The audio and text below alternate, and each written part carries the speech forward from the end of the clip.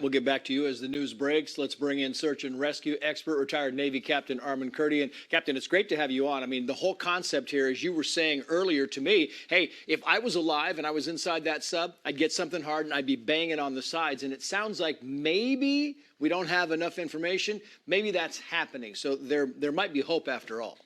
Well, hopefully we can have a nice little stroke of luck here. So they picked up a banging sound from one of the particular sonar buoys. They'll know when they heard that sound, and then they'll be able to triangulate and listen on some of the other recordings they may have made from the other sonar buoys or other vessels with sonar, and then try to figure out maybe what height that came from, if it's floating somewhere in the water between the surface and the ocean floor.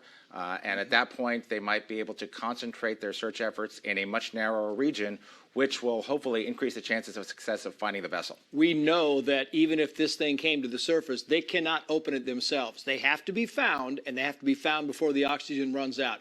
If they figure out that this banging really is coming from inside the sub and they locate it, how do they get it to the surface? Well, there's a big challenge there. If it's sitting on the ocean floor, it's going to be very hard for that to happen.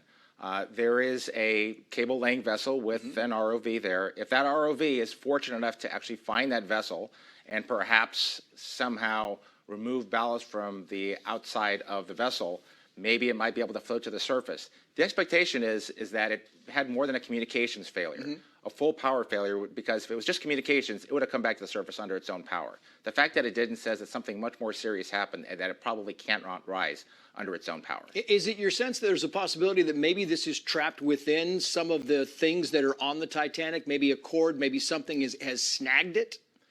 It's entirely possible, but you would expect that if that was the actual case, they might be pinging away and trying to make some kind of contact with the surface, unless something got cut or snagged.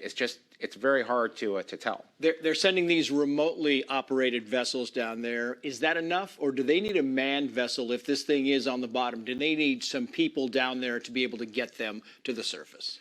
Well, getting people down to that surface is going to be, or down to the ocean floor is going to be very challenging, because those assets are all over the world, and to get them primed and ready to go and crewed and down, it wouldn't actually happen in time. Yeah. The idea of getting a nuclear submarine in there and pinging away, because they have much more powerful sonars, much better listening devices, they would have a really good chance of hearing any kind of noise coming from banging. Yeah, and we are, the breaking news is going on, but I want to get your take on this, because you said a little while ago that even if they don't hear this banging for a while, it doesn't mean bad news. It could be just the current of the water and other things, right? Exactly. They could be banging away right now, and we just didn't hear it.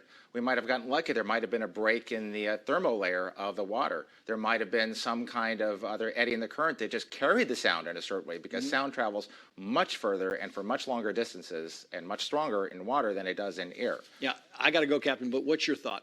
Are they still alive? Do you think this thing goes on, this mission? I'm very hopeful that they'll be found alive. I believe in miracles that do happen, and hopefully they will be found at the surface and have a good story to tell. Armin Kurdian, great to have you on. Thank you, sir. Thank you.